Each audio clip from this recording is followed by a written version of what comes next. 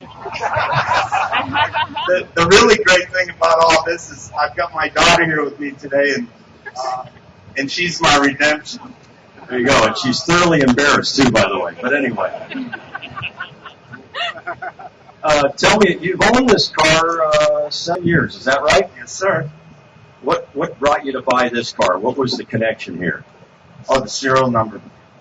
It's the 11th car imported. It came on the first boat. The Mayflower. Yeah. That's going back a few years. So the 11th car, you like 11? Is that a connection there? Just the fact that it was so early. The early cars are different. Push button doors. Seams aren't there. Panels were made by hand on a wood buck. Wood buck is what they use to shape panels on as a reference. People that maybe don't know that's their reference point for the body maker. Manufacturing was done by hand, not by machines. Yeah, and this car's stock in every respect, isn't it? Basically, except for wheels and tires, I wanted something that'll handle. Our club, we run pretty hard through the mountains, and I didn't want to be the one going off the road, especially when I have the manual. There you go. Well, congratulations to you. And let's see, what do you like most about the car? The fact that it starts. Well, the last guy can understand that. And it has air conditioning that works, which is a big thing back in this era of automobiles, right? Italian cars. Oh, yeah. Jaguars, too, and some British cars, right? Yes, sir. Well, congratulations. Beautiful car. Really? Yeah. Yeah, good luck with it. And Amanda, you've been a good sport. Yeah. And just like Amanda, on your 18th birthday, you get the pink slip. Is that That's it. That's exactly right. You're right. And we got that on tape, too, by the way. That's right.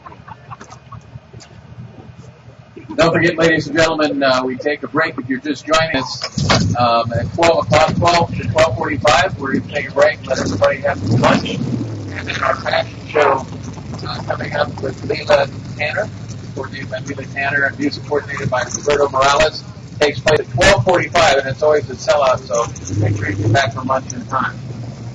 Okay, second place, 1971 De Tomaso Pantera, Curtis Poland from Anaheim, California. Anaheim, down by where I live, the general area. What a great car. Tell us about this car. I've had it 9 years.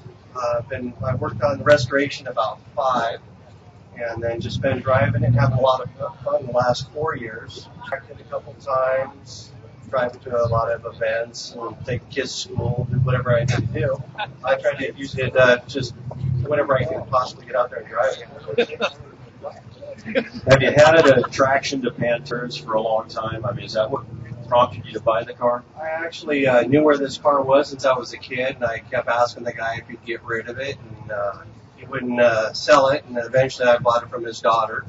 Oh, I understand. It's unsolved mystery here. Okay, no problem. Did I tell you it's the most beautiful car I've ever seen? Just to make sure that you like me. Okay, good. Thank you. No, but so the guy passed away, obviously. Yeah. Sad day for you, huh? Yeah, really.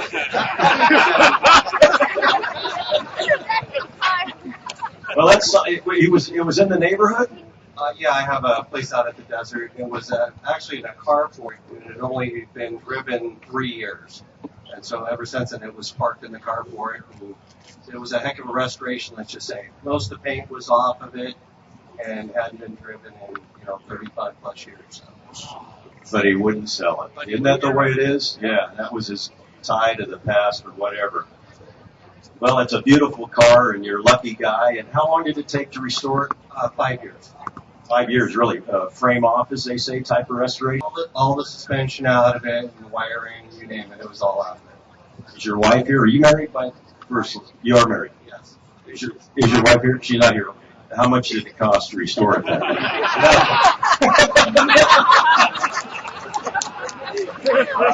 Congratulations. Yeah. Great looking car.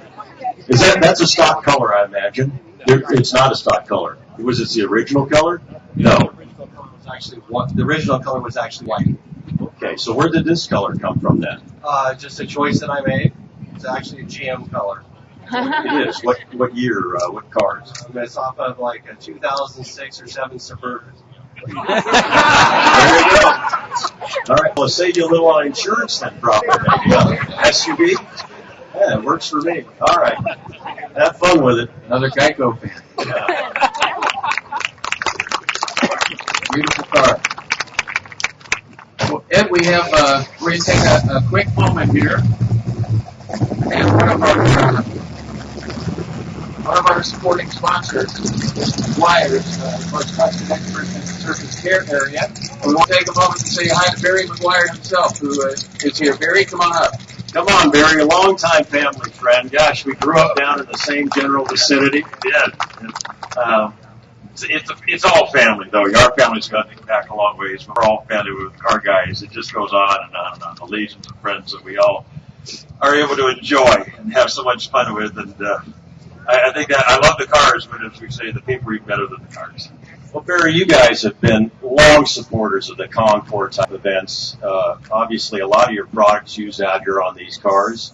I use the product personally and have for years. My first connection, I got to tell you, and maybe we've talked about this before, my first connection with McGuire's wax was that wax that came in a straight bottle back in the old packaging.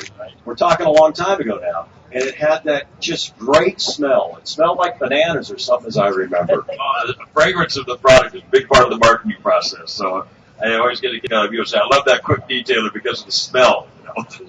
It is all part of it. It really is. But it's great fun. Yeah, it sticks with you. And, it's just part of the process. It makes the waxing that much more fun. You know, hey, you're getting the payback. Your car looks good and all that. So what's the future of McGuire's? It's bright, I'm sure. Well, we are a temperature really barometer of the car hobby. It's interesting, these last 3 years we've had double-digit growth, and that is reflected directly to what's going on in the car hobby. On a global basis, the car hobby has been exploding through these tough times. And I keep going back to a statement that I heard that I think so holds true. Even in bad times, people continue to spend money on those things that identify what they are. You know, our cars have this identification, that we're car guys. And that's where our love is. And so it's a great fraternity all over the world. Car guys are the same. I say it on the TV show all the time, but it's really true. It's really true. We have such close friends. All of us have such close friends that we would not have if we're not car guys.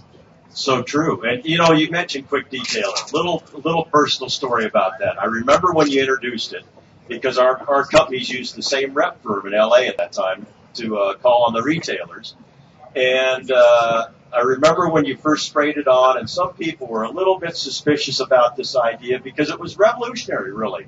But now there isn't a car out here, or any of us that have a nice car, that probably doesn't have a bottle of that in our front trunk or rear trunk, depending on where your trunk is on your car, and or in your garage. I mean, the product really over the years has caught on like crazy, hasn't it? Well, a quick backup story. The story in marketing, when we first brought the product out, it was during the drought of the 70s, and we brought it out as a product called Trigger Wash, because you didn't have to use water. We couldn't use water anymore, so here's a Trigger Wash, but everybody was afraid of the product. I got national distribution on that product, but nobody would use it because they were afraid of washing their car with the Trigger product. So we had to take it all back. It was one of the biggest disasters in my entire life. It was not a fun time, but I knew the product was great. We waited 2 years, worked on a new name, brought up the same product, called it Quick Detail, the missing link between washing and waxing. And the same product, it just took off. That's the story of Quick Detail. It's been fun to watch it rise. Yeah, that is the story, because I've got a whole bottle of Trigger Wash still to this day. But anyway, very great talking with you, and thanks for supporting the event. Everybody appreciates your support over the years of all these events. It means a lot, really. Well, you're amazing. If you were on the Avenue in Carmel 3 days ago, there was on Tuesday, this guy went all day long with one bottle of water, and you're doing it again here. You're just awesome. Let me just say one quick thing. A year ago today, I was in this wonderful hospital right here. It's called CHUMS, the Community Hospital of the Monterey Peninsula. It is in the 1 percentile of hospitals. I picked up a virus in Australia And by the time I got up here, I was in chronic pain. I had viral pneumonia, didn't know it. And walked into that hospital in ER within 8 minutes. They were tending to me. I didn't know, but I thought I'd be there for a pill or a shot. Ended up being there for 2.5 weeks. I was on life support for a week. And the lead doctor that looked after me, he's in charge of all coronary there. His name is Richard Gray. He's a tremendous car guy. Tons of car guys at the hospital. We got out, we had a car show out in front of the hospital, and they all brought their cars. But the lead guy is Richard Gray, and he's coming up with a Ghibli in just a moment. And I want you to give him a personal hug for me, okay? This guy deserves a word of a hug from everybody because of him and the Lord. I mean, the Lord really took care of me there. A lot of prayers.